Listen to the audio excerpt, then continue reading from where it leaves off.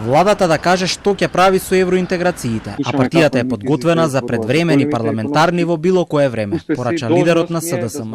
Од власта пак со порака: доаѓа време за правда, а не за избори. Во денови кога кампањата за локалните влегува во самиот финиш, а Дуи тврди дека нема друг начин освен предвремени избори на пролет. Двете најголеми партии со различни тонови. Ништо не се случи изминативе година и пол дена.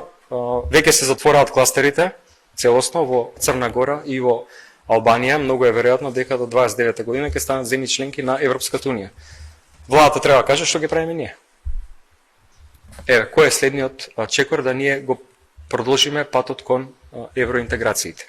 Гледаме недоследност во изјавите на премиерот. Еднаш ќе има, еднаш ќе нема предвремени избори. Сметам дека тој е свесен дека волкав број на гласови и пратеници како што доби лани никогаш повеќе нема да добија, затоа што луѓето дефинитивно се освестија. Вице-премиерот и министер за транспорт Александар Николовски тврди: следните избори ќе бидат во 2028 година.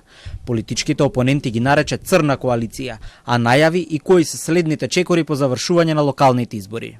Минатата година отидоа во опозиција, само 1 година и 3 месеци се поминати откако се во опозиција и не можат да додржат да останат во опозиција и цело време предвремени избори, предвремени избори, предвремени избори.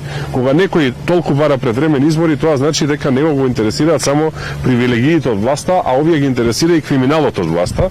Така што после локални избори ние нема се занимаваме со предвремени избори, туку ќе се занимаваме со расчистување во судството и обвинителството и сите овие кои што ја злоупотребија власта од коалицијата на СДСМ, Дуи и Левица, така наречената црна коалиција, ќе одговараат по завршување на овие избори, затоа што тоа е фокус број 1 по завршување на изборите.